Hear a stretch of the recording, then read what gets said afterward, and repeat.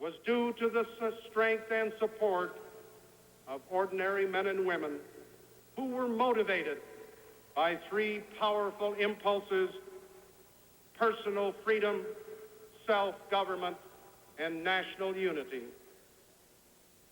For all but the black slaves, many of whom fought bravely beside their masters because they also heard the promise of declaration, freedom was won in 1783.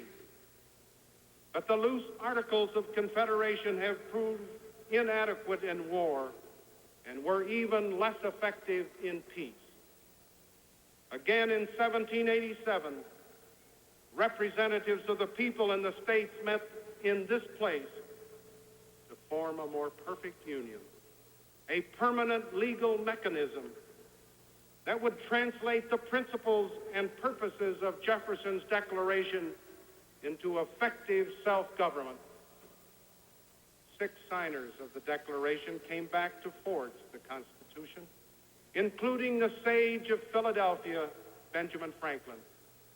Jefferson had replaced him as ambassador in Paris. The young genius of the Constitutional Convention was another Virginian, James Madison. The hero of the Revolution, Washington, was called back from Mount Vernon to preside. Seldom in history have the men who made a revolution seen it through, but the United States was fortunate.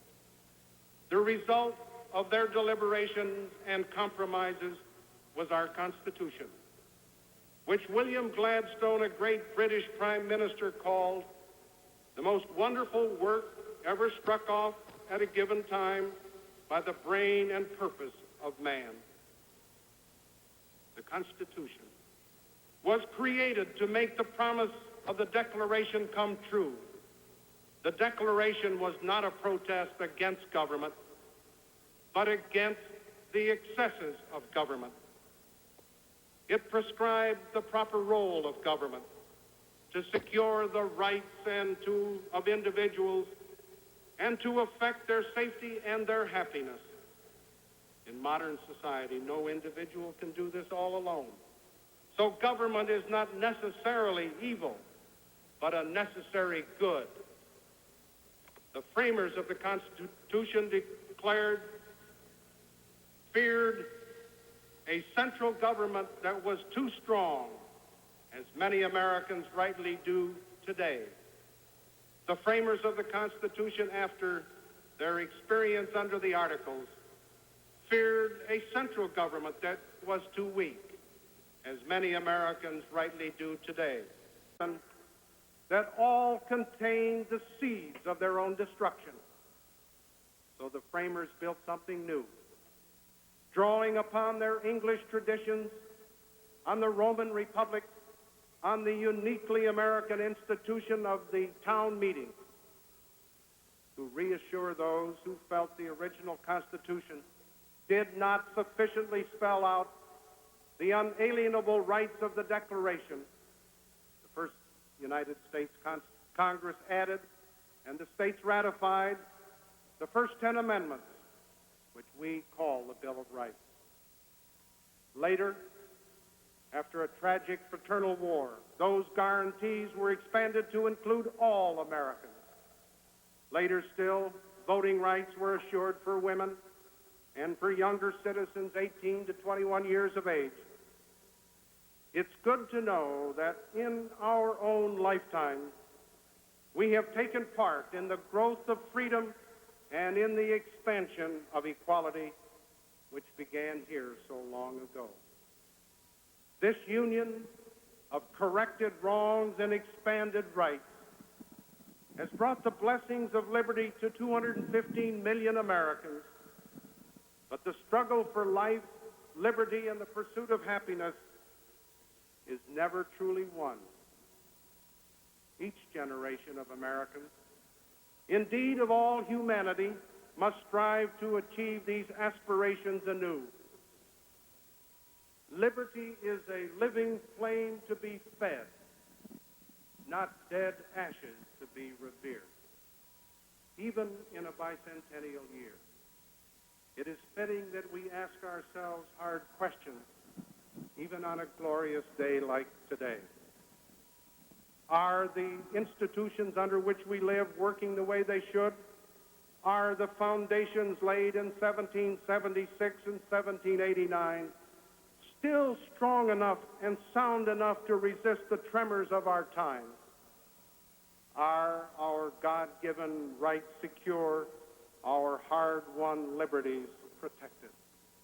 The very fact that we can ask these questions, that we can freely examine and criticize our society, is cause for confidence itself. Many of the voices raised in doubt 200 years ago are served to strengthen and improve the decisions finally made. The American adventure is a continuing process. As one milestone is passed, another is sighted. As we achieve one goal, a longer lifespan, a literate population, a leadership in world affairs, we raise our sights. As we begin our third century, there is still so much to be done. We must increase the independence of the individual and the opportunity of all Americans to attain their full potential. We must ensure each citizen's right to privacy. We must create a more beautiful America, making human works conform to the harmony of nature. We must develop a safer society, so ordered that happiness may be pursued without fear of crime or man-made hazards. We must build a more stable international order, politically, economically, and legally. We must match the great breakthroughs of the past century by improving health and conquering disease. We must continue to unlock the secrets of the universe beyond our planet as well as within ourselves.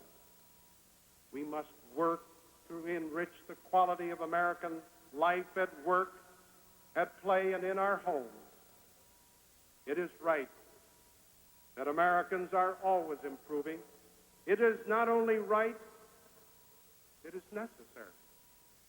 From need comes action, as it did here in Independence Hall. Those fierce political rivals, John Adams and Thomas Jefferson, in their later years carried out a warm correspondence. Both died on the 4th of July of 1826, having lived to see the handiwork of their finest hour endure a full 50 years. They had seen the Declaration's clear call for human liberty and equality, arouse the hopes of all mankind. And Jefferson wrote to Adams that even should the cloud of barbarism and despotism again obscure the science and libraries of Europe, this country remains to preserve and restore light and liberty to them. Over a century later, in 1936, Jefferson's dire prophecy seemed about to come true. President Franklin D. Roosevelt, speaking for a mighty nation, reinforced by millions and millions of immigrants who had joined the American adventure, was able to warn the new despotism. We too, born to freedom and believing in freedom, are willing to fight to maintain freedom. We and all others who believe as deeply as we do would rather die on our feet than live on our knees.